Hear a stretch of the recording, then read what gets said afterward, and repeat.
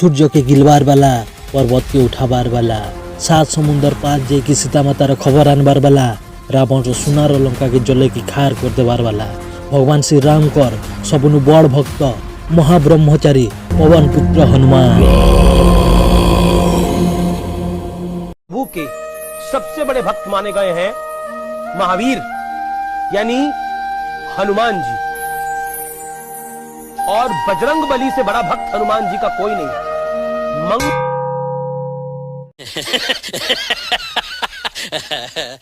भाई मैंने आज वीडियो थी हमें जन्मा भगवान श्री राम कर सबनु बड़ भक्त महाब्रह्मचारी हनुमान कर लाइफ रो जीवन रो किसी इंटरेस्टिंग और जानवर लिखे कथा। तो चलो स्टार्ट करमा आज वीडियो के। हनुमान महाप्रभु भगवान शिवंकर रुद्र अवतार और सेटा भी 11 नंबर रुद्र अवतार आउ हनुमान भगवान तांकर मार ऊपर पड़िथिबा अभिशाप के भंगाबार लगी जन्म नहीं। हनुमान भगवान कर माँ अंजनी के गुटे अभिशाप मिली थिला कि माता अंजनी केंसी भी पुत्र की पुत्री के जन्म देख नहीं पारत कहीकि, लेकिन माता अंजनी भगवान शिवं के घोर तपस्या करले आउ तपस्या करिकी प्रसन्न करले आउ भगवान शंकर माता अंजनी रो पेट नु 11 नंबर रुद्र अवतार हिसाब से जन्म नेले। भाई मैंने बहुत जगह थी हमें हनुमान महाप्रभु के एंता कलर थी देखी छो, लेकिन ये कलरटा तांके केंदा मिली थिला जानी छो।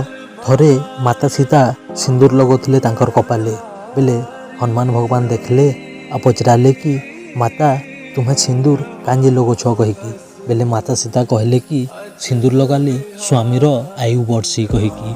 सेनु हनुमान महाप्रभुंकर मन भितर गोटे क्वेश्चन आसला कि जदि ई टिके सिंदूर लगेकरा जदि मोर प्रभुंकर आयु बढ़ुछे हेले मुई मोर पूरा शरीर थी सिंदूर लगे पकाबी कहीकि। आउ सेनु हनुमान महाप्रभु तांकर पूरा शरीर थी सिंदूर लगे देथिले आउ इटा से खाली तांकर प्रभु श्री राम लगी करथिले। आउ से दिन ठानु हनुमान महाप्रभु के सिंदूर लगा होछि। हनुमान भगवान रो ना हनुमान केंता पड़ला भाई मैंने हनुमान भगवान कर मुहर आकार नु तांकर ना हनुमान पड़ला आउ छुआ बेलू से हनुमान ना थी जना गले। भाई मैंने हनुमान भगवान ब्रह्मचारी थिले हेले भी तांकर बेटा गुटे थिला आ से बेटा केते बिले हैला आ केंता हैला जानछो, जेते बिले हनुमान भगवान रावण रो सुनार लंका के जले की आसुथिले आ तांकर लांजर निया के लिभापार लगी समुद्र थी बुलले हेते बिले तांकर देहर गहत पानी टिके कुंभीर गुटे पी देला आ से कुंभीर नु जन्म हैला हनुमान भगवान कर पुत्र मकरध्वज। आ भाई मैंने काने जानी छो कि भगवान हनुमान लंका कांड हबार आगे नु हिमालय के जेकी पत्थर गिरा थी तांकर नख थी सबनु फास्ट रामायण लिखि देथिले, लेकिन रामायण लिखला बाद वाल्मीकि जी के थाप मिलला कि मोर आगे नु हनुमान जी लिखि देई छत कहीकि। ले वाल्मीकि जी बहुत दुख हेले सेनु हनुमान भगवान वाल्मीकि जी के दुख थी देखिकी भाबले कि इटा भी तो मोर प्रभु श्री राम रो कथा ही लिखु छत कहीकि। आ सेनु आपने लिखिथिबा रामायणटा समुद्र थी फिंगी देले आउ एंता हो कि वाल्मीकि जी रामायण रो रचयिता है गिले आउ निहिले सबनु फास्ट हनुमान जी हनुमान भगवान रामायण लिखि देथिले। भाई मैंने महाभारत तो देखिथिबो आ महाभारत भी भीम गुटे बानर संगे युद्ध करुतिले सेटा भी तो देखिथिबो।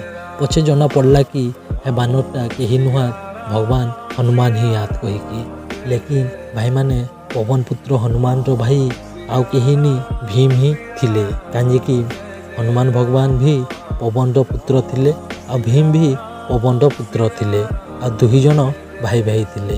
भाई मैंने आइर लगे एतकी वीडियोटा यदि भल लागला हेले लाइक करो शेयर करो आ ई लेखे सुंदर गड़ी थी फैक्ट वीडियो देखबार लगी हेले चैनल के सब्सक्राइब करो। फिर गए बैठा गोटे नुआ वीडियो के नहीं कि हेतकी बेल तक टेक केयर। जय हिंद, वंदे मातरम।